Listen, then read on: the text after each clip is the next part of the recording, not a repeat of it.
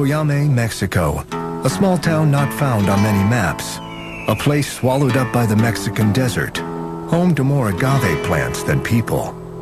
Coyame is situated in the northern part of the state of Chihuahua, and our municipality is 7,000 square feet.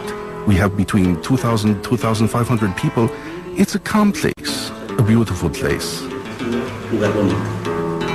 A place with no library, no archives, and no local historian. But that doesn't mean it's a town without a history. Here, history is passed from neighbor to neighbor. And it's this oral history that gives testimony to an unsolved air collision that took place here just 3 decades ago. It began as a civilian plane took off from El Paso, Texas, en route to Mexico City. August 25th, 1974. There was a plane that was coming out from El Paso. It was going to Mexico City, and it was an accident. They say that there was a crash between a plane and a UFO within the territories of the municipality. I don't think this could be made up. How could someone make this up? It's true. August 25th, 1974, 10:07 p.m.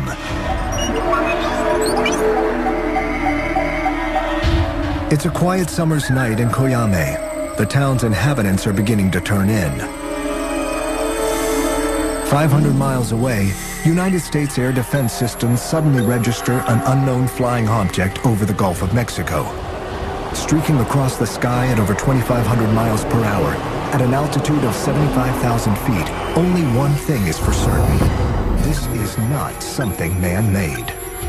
Initial indications are that it's probably nothing more than a meteor. But 60 seconds later, it becomes clear that this is no meteor. This object was traveling and descending through steps, unlike that of a meteor, again, with more of an arc. The object appears headed on a course towards Corpus Christi, Texas. American air defense systems are alerted. 10:09 p.m. The unidentified flying object now suddenly veers left and enters Mexican airspace just 40 miles south of Brownsville, Texas. The U.S. continues tracking the puzzling spacecraft as it now races over Mexico. Yet what isn't seen on radar is a small craft headed on a trajectory towards the UFO. What's also interesting about this case is about the same time as this UFO was zigging and zagging, there was a plane that was leaving El Paso headed towards Mexico City. Under the cover of night, the small civilian plane from El Paso heads towards Mexico's capital city. But the plane from Texas never reaches its destination. At the same time, the American military watches as their unidentified flying object disappears from radar. It appears that the unthinkable has happened. A UFO plane collision. There's an assumption that there was a collision of some type where both the craft and the plane had collided. August 26th, 1974, 8 a.m. 9 hours after a civilian plane disappeared over the desert, a Mexican recovery team hunts for the downed craft. Across the border, American intelligence is listening in. At 10:35 a.m., the Americans intercept the Mexican military radio report. The wreckage of the missing plane has been spotted just outside Coyame. Moments later, another report shockingly announces the sighting of a second wreck, but this is no plane. The Mexican recovery team finds a sort of a silver-shaped classic disc, some 16 feet 5 inches, about 5 feet thick, convex on both sides, sort of like a saucer.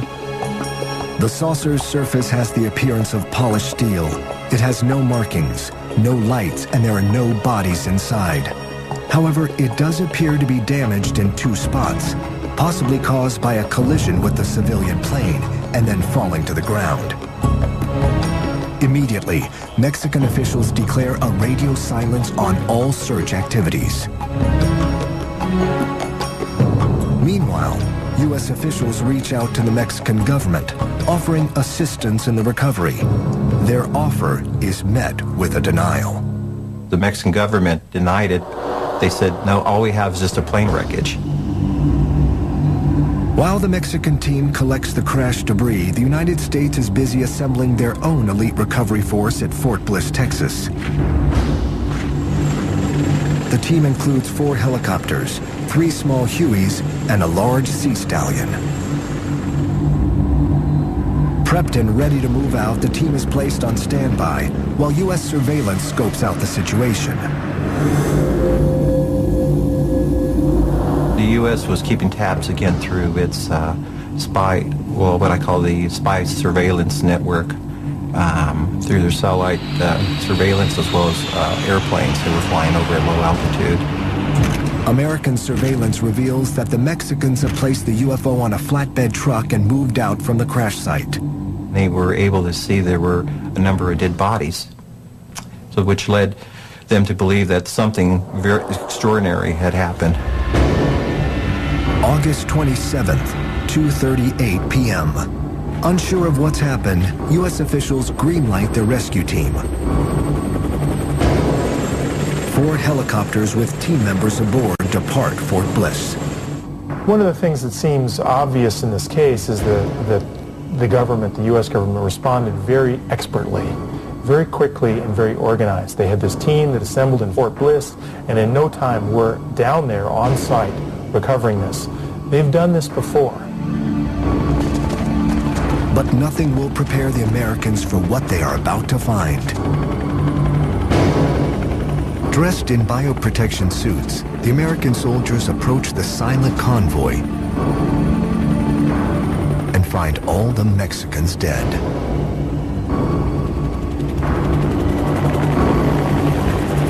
There is no time to investigate what killed the Mexican team, but ufologists have their theories. They somehow came in contact with a lethal agent, a bacteriological agent that was from out of this world, or an extraterrestrial biological agent of some sort that killed them, which is my favorite theory. The U.S. recovery team quickly tends to business. It finds the 16-foot wide silver UFO strapped to the back of a flatbed truck. The straps are reconfigured and connected to a cargo cable from the Sea Stallion helicopter. Safely secured, the estimated 1,500-pound disc is lifted up and headed back to the U.S.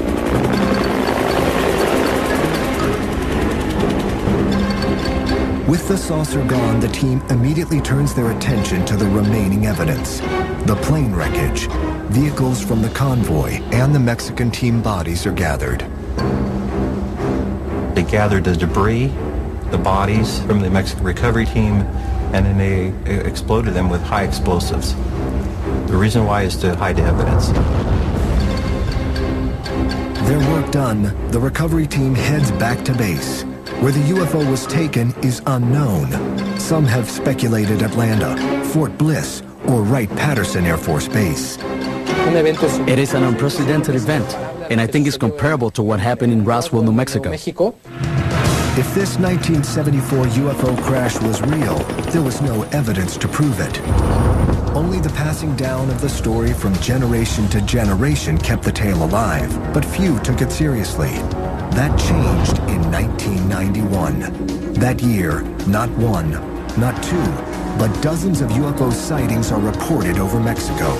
What gives the 1991 sightings credibility is that strangers reported seeing the same thing, at the same time, on the same day, and yet, they were hundreds of miles apart from each other.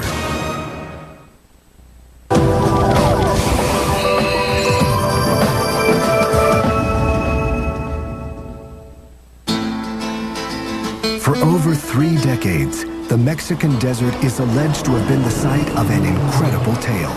There were rumors since long ago that an object crashed in Mexico. An object entered our atmosphere through the United States, and it crashed with a small plane.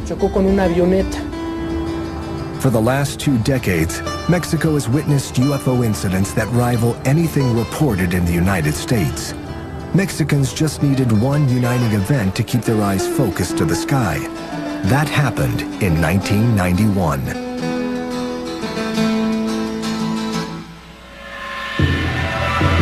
In July of that year, one of the longest solar eclipses in history is set to happen.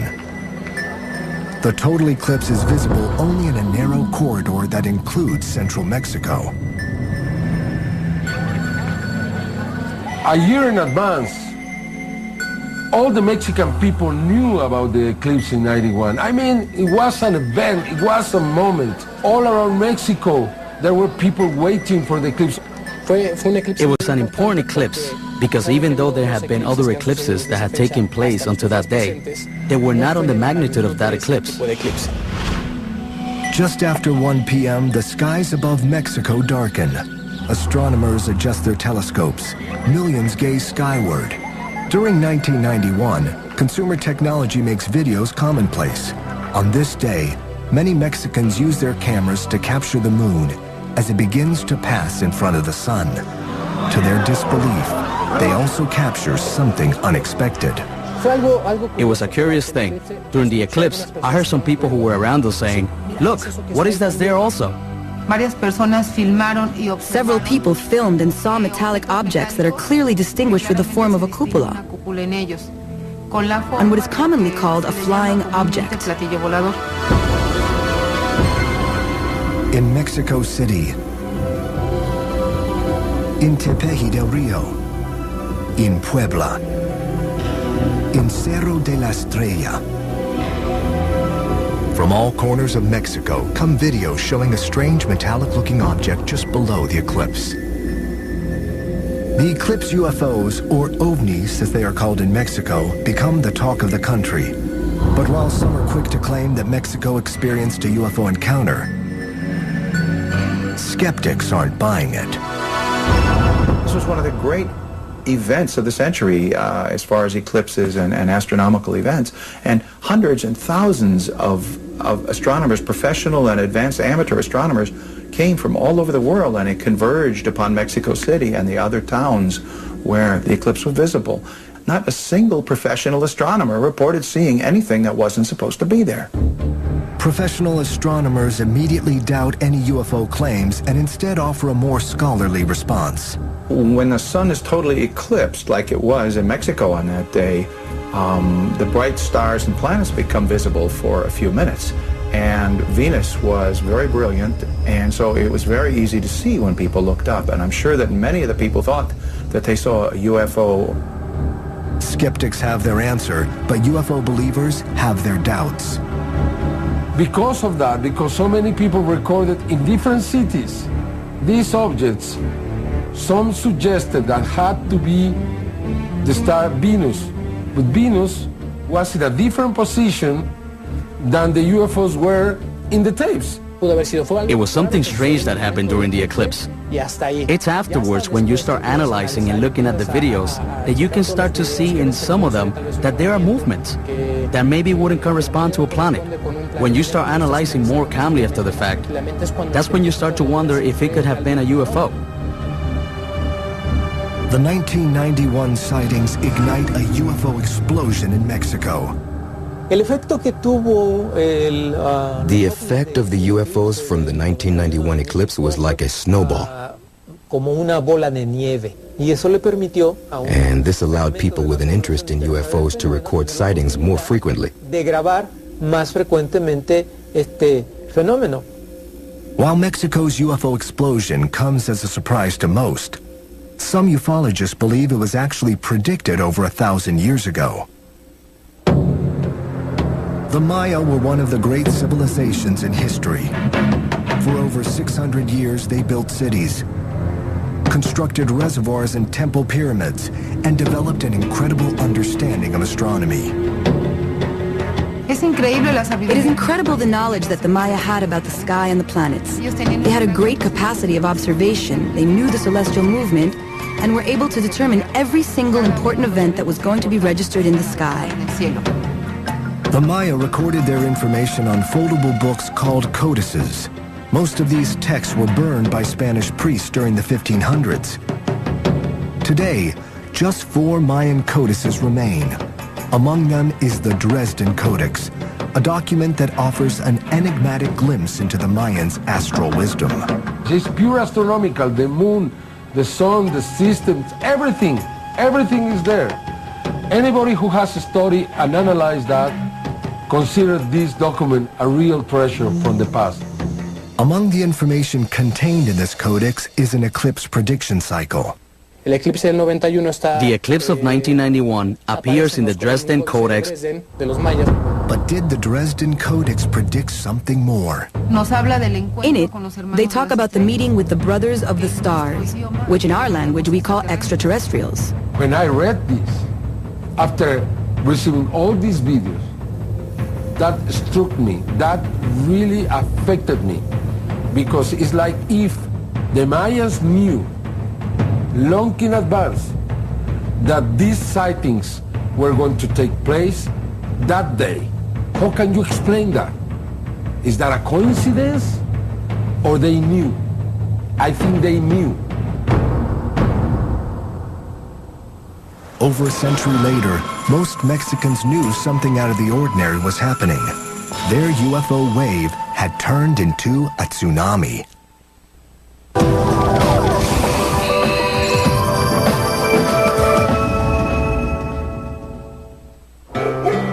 Literally overnight, Mexicans are mesmerized by the apparent UFO wave striking their country. Ufologists point to the open-mindedness of the Mexican people as being partly responsible for this UFO explosion. Mexicans have been fascinated by legends, stories, elves, fairies. That psychology and sociology allows Mexicans to keep an open mind when it comes to extraordinary occurrences. When you open yourself up to other possibilities, it is much easier to accept the UFO phenomena. However, skeptics claim that Mexico's UFO wave is more of a social phenomenon than any actual increase in visits from little green men. Sightings always seem to come in waves, and these waves are generally, they correlate with the publicity, that if the newspapers or TV stations, whatever, are filled with stories about UFO sightings, people will go out and pay much more attention to things that they see. Since the earliest UFO sightings, witnesses have always been subject to heavy ridicule. They are portrayed as overzealous sky watchers who wouldn't know a DC-9 from a weather balloon. But what happens when the witness is someone who doesn't fit into these categories? What if the person has a solid reputation and career? What if the witness doesn't just know a DC-9, but flies one? Captain Raimundo Cervantes has been flying for over 40 years. With 17,000 hours of flight time, he has seen it all. Or at least he thought so. July 28, 1994. Captain Cervantes is piloting Aeromexico Flight 129 from Guadalajara to Mexico City. He's taken the route before and everything seems in order, including the weather. Totalmente claras. Totally clear. Like we, the aviators, say. We could see the next day. Totally clear. As the flight nears Mexico City International Airport, Cervantes puts the DC-9 on course for landing. 5,000 feet in the air, he receives the all-clear from the control tower and prepares to lower the landing gear. I ordered to lower the front wheel. At that moment, we felt an impact on the plane. Very strong. Muy fuerte. The plane is rocked. To Cervantes, it appears obvious that they have collided with something in midair, but there is no time to investigate. The pilot has already begun his descent of the DC-9.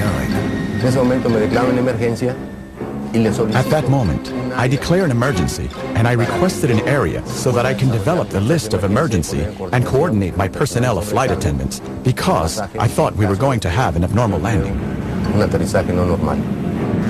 Unsure of the condition of the damage to his landing gear, Cervantes needs nerves of steel to coax the wounded jet to safety. We level the plane. We tried to land softly and steady the front wheel, I was concerned that there was damage.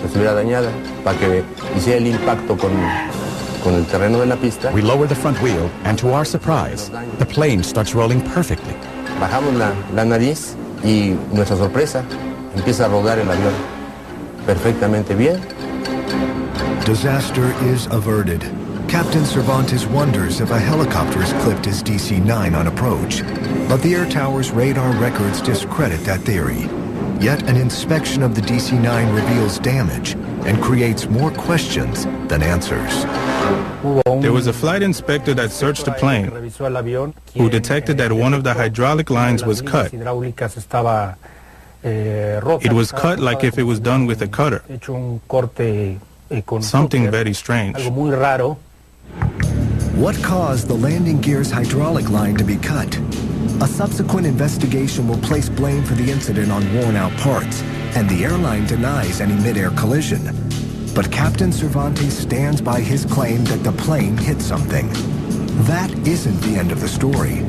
Flight 129's strange encounter is about to get even stranger. Enrique Colbeck is an air traffic controller who was in the tower that night. Upon learning of Flight 129's incident, he instantly flashes back to a series of phone calls the tower had received earlier that evening. An hour before that flight was initiated in Guadalajara, we received phone calls from different sources. They were communicating to us that an object was flying very close to a building that is almost in the final trajectory to these runways. The sightings place the unidentified flying object right in the landing path of Flight 129. To most, the idea of a plane UFO collision seems unrealistic. But a few days later, another incident at the same airport raises suspicions that something out of the ordinary is going on. August 8, 1994. Co-pilot Carlos Corzo is helping Aeromexico Flight 304 from Acapulco begin its descent into Mexico City International Airport. The morning skies are partly cloudy as co-pilot Corzo looks out the cockpit window. The pilot's eyes are glued to the instruments. He was flying by instruments, so all his view was on the instruments. I was taking care of the surroundings and seeing outside, and even take the communications and helping him with the approach. As the plane breaks through a cloud, a shocked Corzo finds something unexpected. I was leaving 12,000 feet and came out of the cloud, and I see this big object in front of us, and I really get scared. I thought we was going to have a collision, and I tell my captain in a surprise expression that, oh my God, we're gonna crash. The mysterious craft streaks by the front of Flight 304, barely missing the plane's nose. It was a huge object, maybe 15 or 20 meters radio, something like platinum or some kind of very neat metal. Corzo quickly regains his composure and helps land the plane without further incident. Afterward, he speaks to an air traffic controller who reveals that Corzo's plane was in fact the 5th plane that week to report seeing an unidentified object. I can tell you about approximately 99% of pilots that I have talked to believe that we are not alone here. And the evidence that we have had confirms it. We take it very seriously because it could affect our airspace. Definitely, there is a potential danger because we do not know what produces the phenomenon and what it is made of and why it is manifested.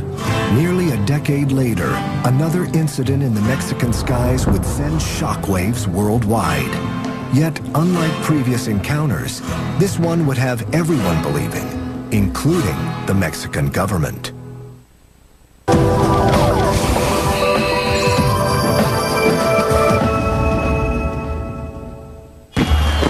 Every year on the night of September 15th, they come together.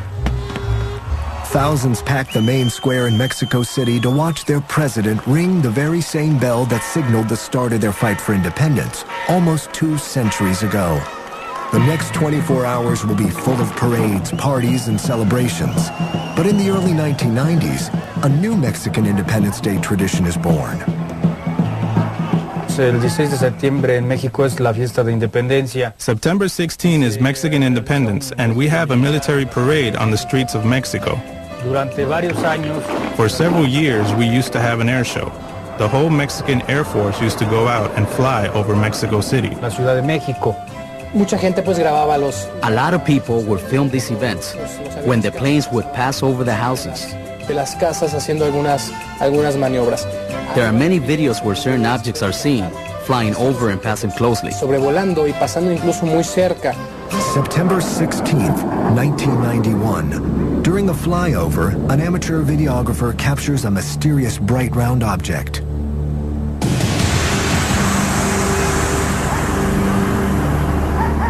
September 16th, 1992.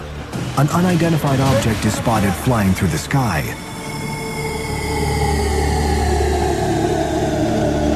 September 16th, 1993. As a squadron of helicopters conducts maneuvers, a metallic-looking object appears to weave through their formation. 3 years, 3 sightings. Yet the Mexican military offers no comment on the encounters. With respect to the sightings of these objects during military parades, the government never voiced an opinion for or against. The government here has always remained aloof.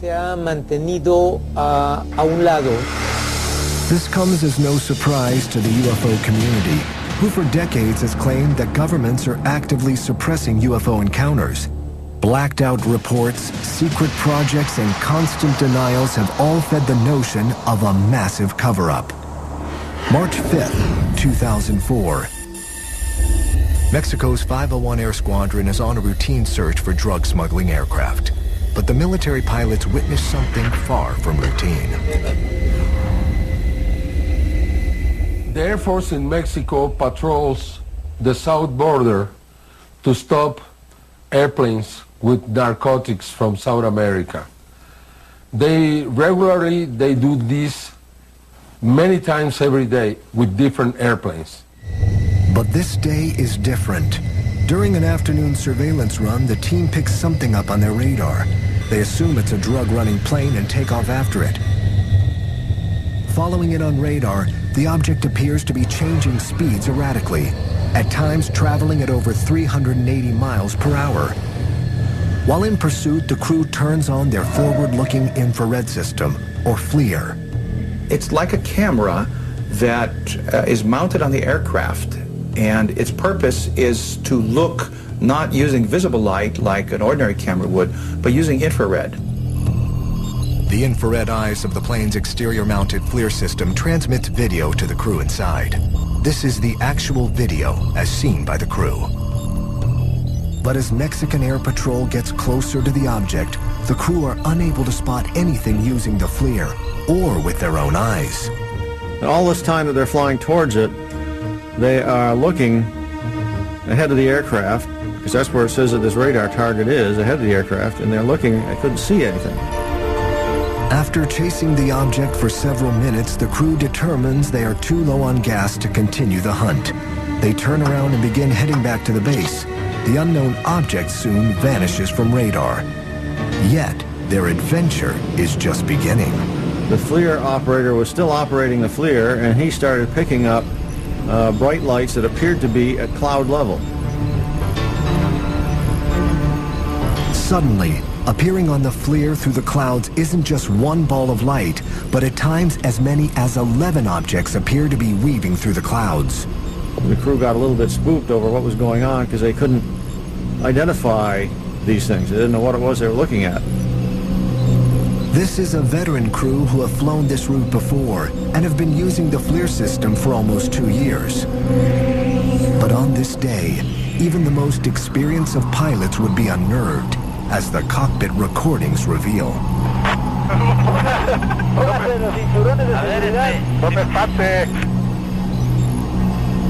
It appears to the crew the objects aren't just traveling alongside their plane, but surrounding it.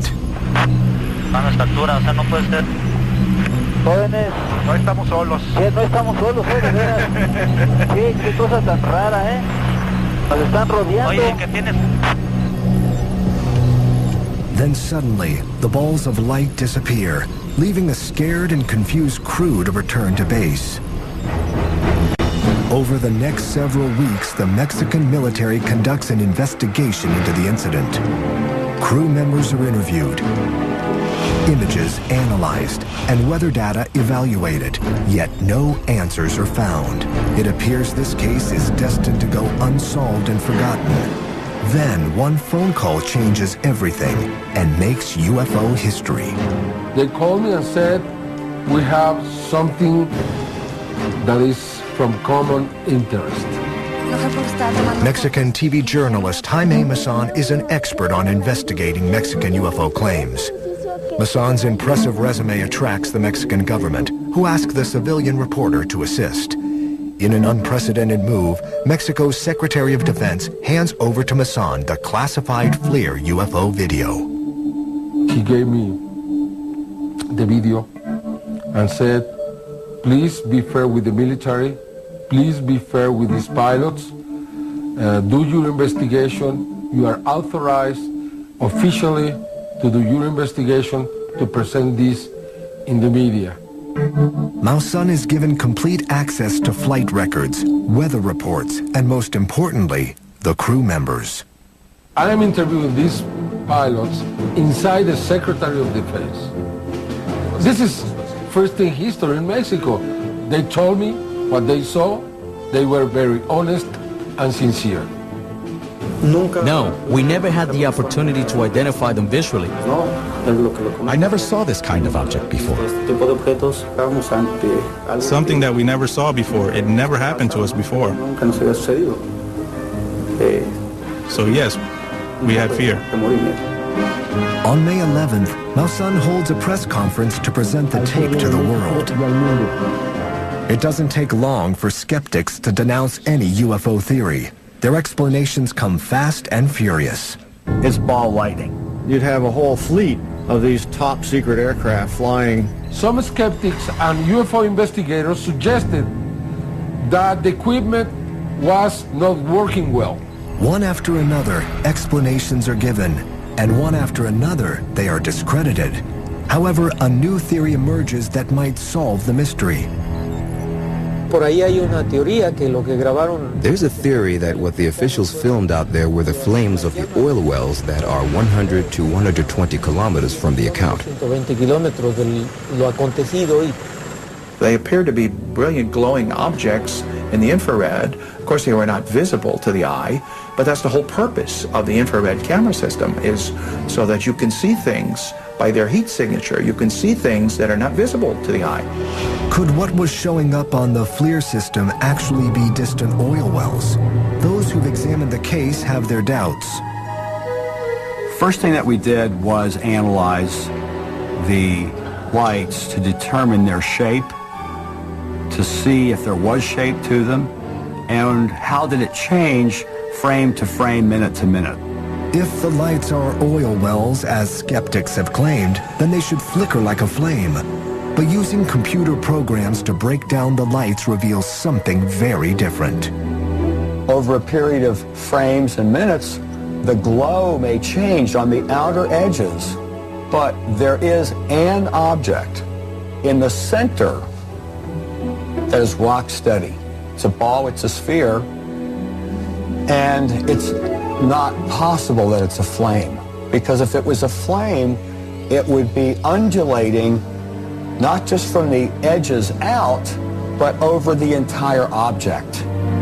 Adding to the case against the oil well theory is the fact that despite flights in this area daily, no one has ever reported this kind of encounter before. The only way, really, to prove this would be to do it under the same basis, using a FLIR camera, flying the same route, probably with the same airplane. Until that happens, the Mexican Air Force encounter remains an unsolved mystery. But for UFO researchers, that doesn't take away from the importance of this landmark case. For the first time, a government turned to the UFO community for help. Mexican UFO investigators are optimistic that this incident may signal a new era of openness by governments. This is going to produce many new cases and more openness in the future. There are many other people who are now trying to become investigators in Mexico. This is just the beginning. It was just the beginning. In 2005, just when it appeared things couldn't get any stranger in Mexico, they did.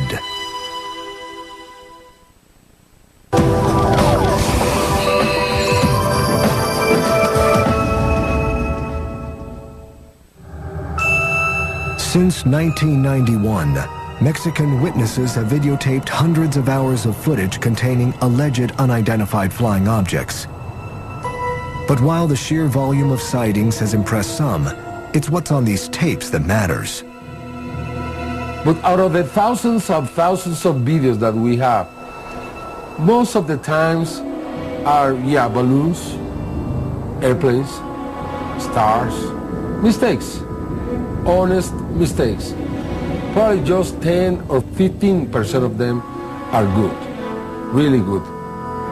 It's this 10% that has drawn the attention of everyone from ufologists to the mainstream media. Among the most interesting UFO phenomenons captured on tape are what is referred to as fleets.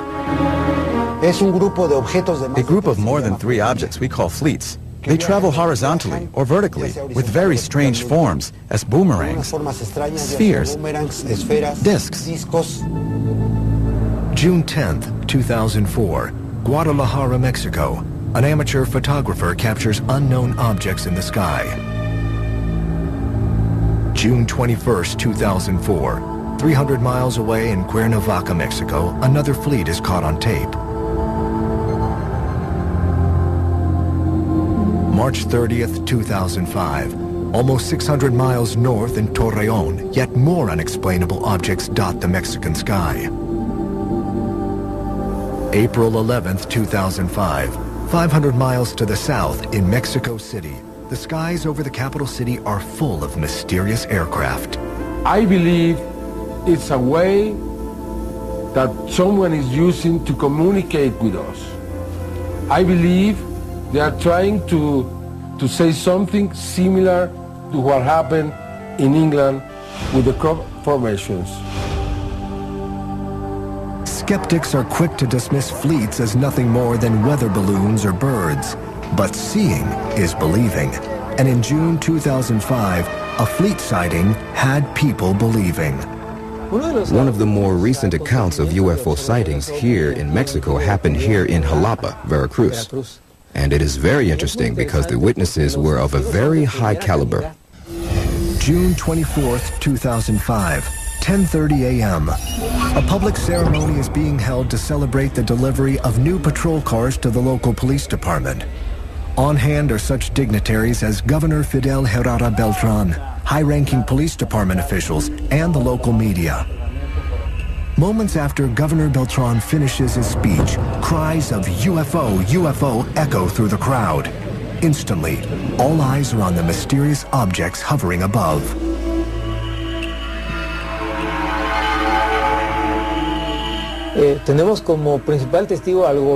We have as a first-hand witness the governor of Jalapa, and the newspapers published the news the next day, and it was spread throughout Mexico.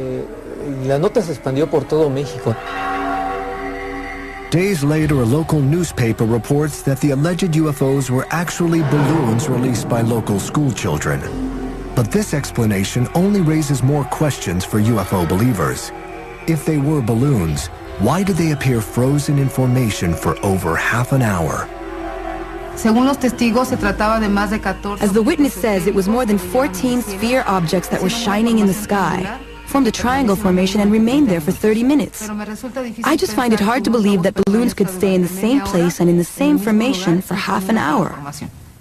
I think this is an extraordinary observation because it's a governor and all of his advisors and police personnel who observed this case. Would you say to the governor that he didn't see something strange in the sky? It's those strange things in the sky that have brought together these UFO experts and enthusiasts.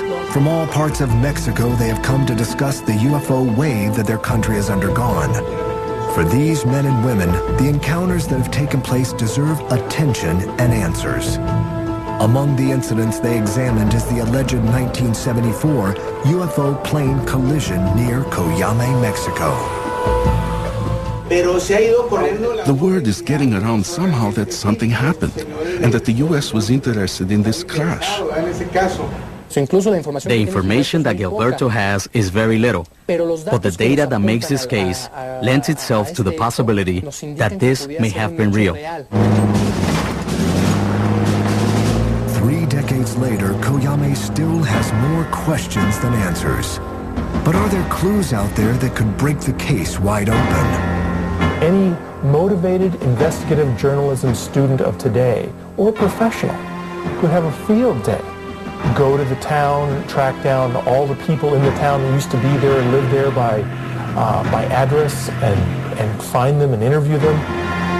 It requires more rigorous study. It requires more of a collaborative effort, hopefully among the UFO research communities between the United States and Mexico. So it's a case that's going to need more further investigation. And like any seminal event in history, there is a last-second plot twist. I was recently in Chihuahua and I asked about this case, and there is a rumor that there are photographs around this case that I haven't seen. I was promised that I was going to receive these photographs, but people there are still afraid. It seems that they have kept these photographs for a long, long time. Fittingly, once again, the Coyame story is shrouded in mystery. Did a UFO crash in the Mexican desert in August of 1974? Did a Mexican recovery team fall prey to an unknown biological poison? The truth may never be known. But what we do know is that over the last 15 years, Mexico has experienced something out of the ordinary. For UFO believers, this appears to be a golden age of alien encounters. Only one thing is certain. Mexico, a land steeped in history, is now steeped in mystery.